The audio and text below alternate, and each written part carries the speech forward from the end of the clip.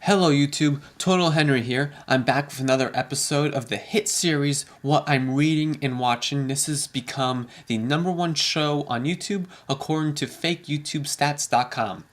That is a real website, by the way. Okay, so as always, this is a show about the manga and anime that I've been reading and watching over the past week.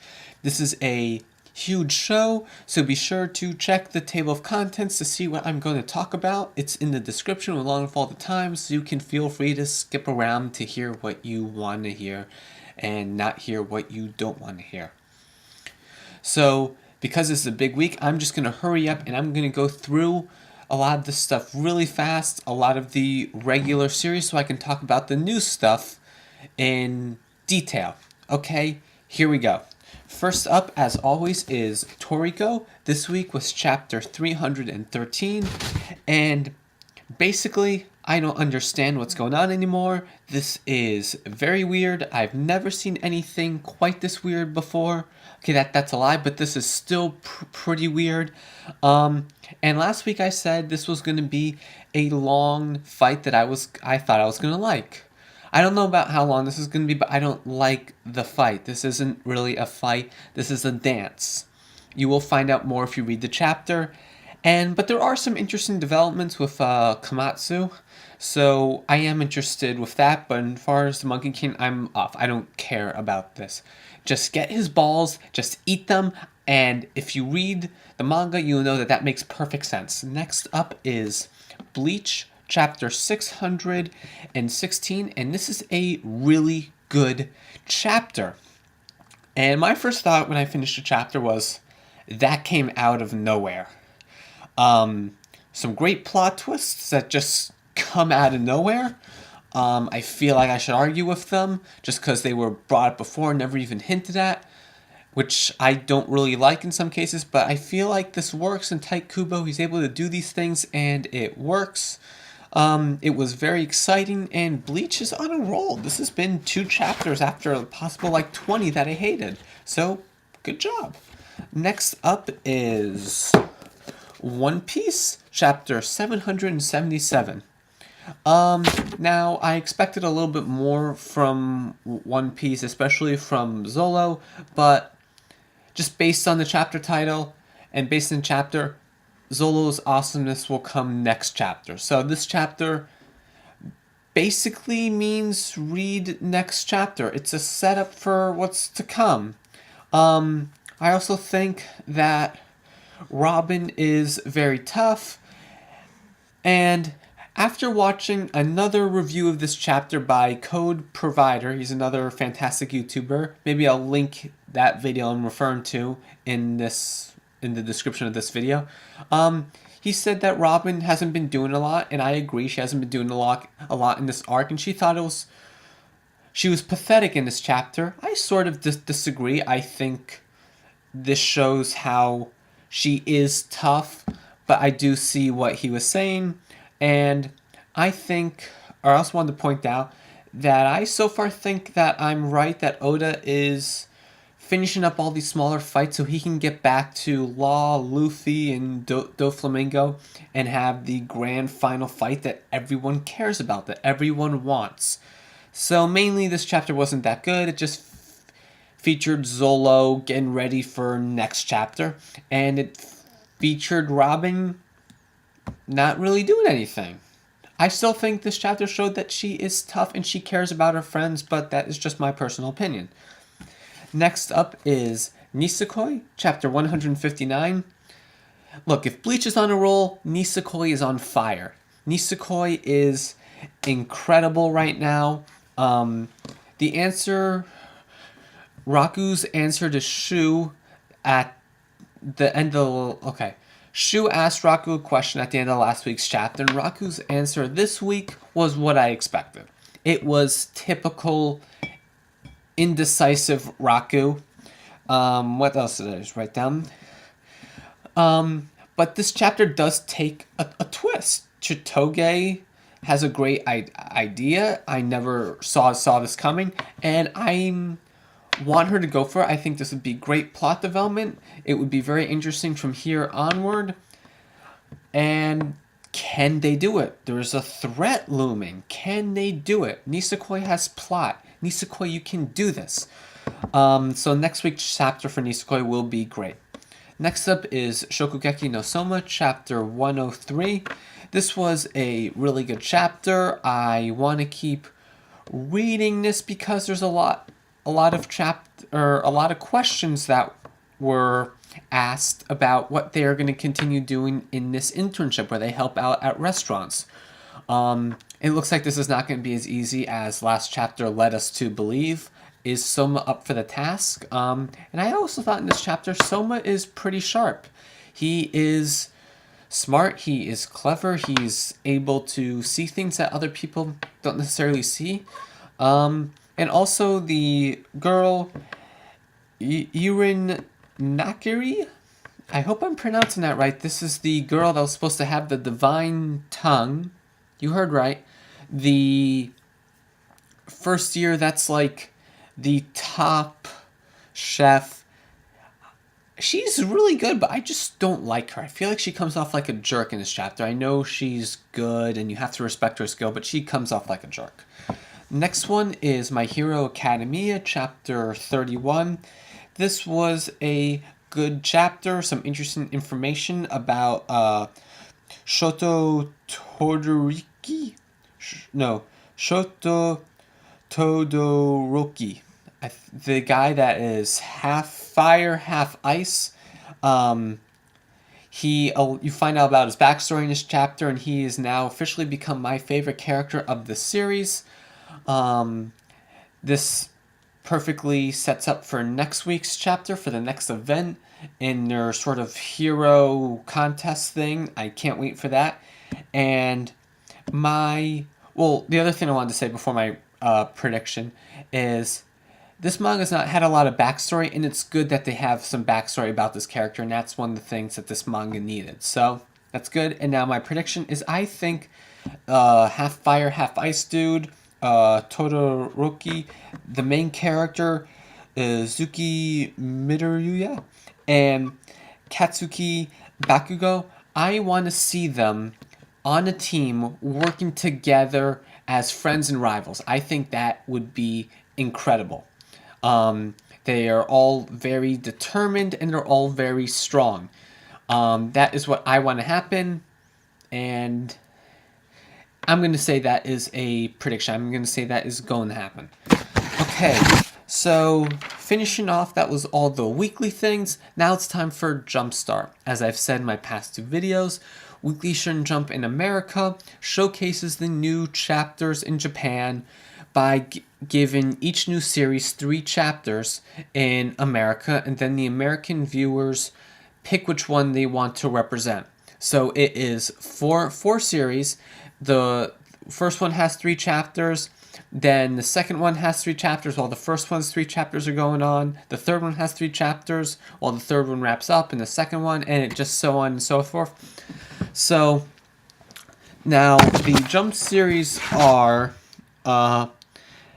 Kagamigami by the author of Siren, whose name is Toshiki Iwashio, the author of Siren. I hope I butchered that name horribly. Then there's Black Clover by Yuki Tabata, Cyborg Roggy by Yu Miki, and Ultra Battle Satellite by Yusuke Utsumi. Again, I apologize if I'm messing up your names. I say that like they're watching, like these guys are watching my videos. Excellent. So Kagamigami, this was chapter 3. This was the last chapter that we got, and this was the best chapter so far, and it's almost sad that this was the best chapter because I had such a low opinion of it. If you watched the last 2 weeks, you can hear my review of the first and second chapter. So it's upsetting that the final chapter right before it goes is, and it's should leave on a high note, but I feel like it's too little too late at this point. They introduced the Shikigami Association. There are a lot of cool and weird characters and a plot a short, I don't know how long it's going to be, but a little arc is going to go on, and now I can finally see the direction of where this manga is going to go. It still feels a little generic to me, and I don't think it's anything special. I think Siren was much better. But I don't know. That's just my personal opinion. Now, next up in Jumpstart is Black Clover. This is chapter 2 of 3. And last week I said the first chapter was fantastic. This chapter was equally fantastic. It started off with an incredible color title page, which I loved. It looked really, really cool. And this was just another great chapter. I've heard people saying, I viewed some brief comments underneath the issue, and people were saying it's a ripoff of Naruto. And I can see that. The main character, I wrote his name down, Asta, and then the rival Yuno, they're like Naruto and Sasuke. They have that sort of rivalry relationship. But it's different. It's like if you take Naruto and Sasuke and put them in the fairy tale with all this magic. That's kind of what it's like. That's how the best way I can compare it. Compare it to. My English is incredible. So this was just a great chapter, and I just highly recommend this series. So far it is really, really good, and it has sort of the typical shonen thing where the main character is not that skilled. The rival seems to stand out at everything, but the main character has one thing he does well that is so rare or so special that everyone around him takes notice. And you see this in sports mangas, you see this in fighting mangas, and it's just a common thing. And so even though this manga may feel like it's copying other things, I think Black Clover's incredible. I think it's really cool. It does it well, and it has its own spin on things.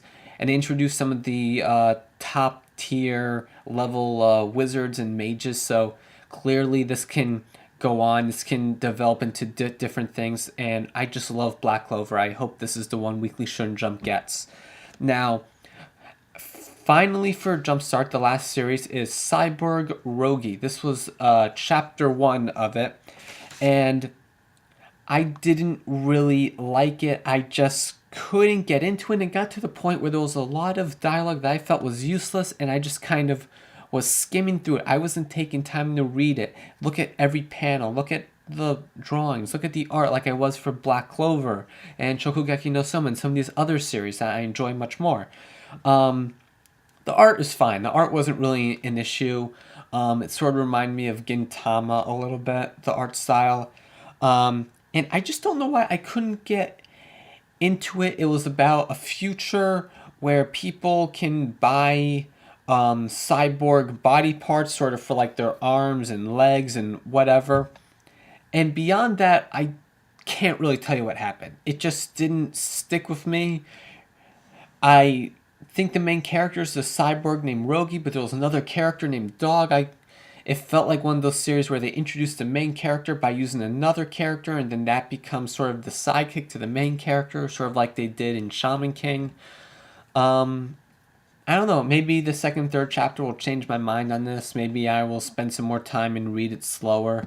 Maybe I'll go back and read the first chapter, but as of right now, I'm just not really into it, and Black Clover so far is the best jumpstart thing. Now, on to the anime for this video. Usually I don't have a lot, but this week I have a few things I want to talk about. First off is the Studio Ghibli movie called My Neighbors, the Yamadas. This is really cute, really funny, and I highly recommend it, especially for kids. This is something I think a lot of kids would like more than adults, but at the same time I think it will appeal to adults. It's very cartoony, and it's just about a Japanese family and their regular everyday activities, from going to work, making dinner, going to the store, going to school, and just little problems that happen along the way.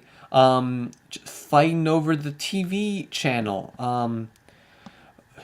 like being late for school, being late to work, and it's just really cute, and you get to see a lot of Japanese culture. I feel like there's a lot of little, it's a very typical Japanese family, and there's a lot of little cultural things in there, and I personally enjoyed it. It was kind of long, but I don't know. I would highly recommend this. It's very cute. As I've said, the art style is very simplistic, and it's really different from what Studio Ghibli usually does with these highly detailed art and complex plots that Studio Ghibli or Miyazaki has become known for. I don't know if Miyazaki worked on this or whether it was just Studio Ghibli. I think it was just Studio Ghibli. Okay, next up is Pokemon 2000. This is the second Pokemon movie, also known as The Power of One. In my quest, as some of you may know, to watch every episode of Pokemon, the website that I'm using has the episodes not only in order, but they also include the movies where they would chronologically fit in. So I've been watching the episodes in order. Then whenever there's a movie, I would watch it. And recently, I just got up to the movie 2000, The Power of One. I had seen this movie before, maybe 2 or 3 times before. So this was my maybe third time seeing it. And I liked it. It was kind of simple. I enjoy a lot more plot, but it is still a really good movie. People consider this to be one of the best Pokemon movies, and I can see why. It's simple. It's entertaining. It's funny. It has one of the best lines, one of the funniest lines I've seen in anything. At the very beginning, I forget the girl's name, but the character in the movie, she's sort of like, she plays the little flute. She talks to Misty how she's going to have to get used to Ash's behavior when they get married, and Jesse of Team Rocket says, don't get involved with the opposite sex. James says, I don't, and then Meowth makes a really funny remark. Go and find it.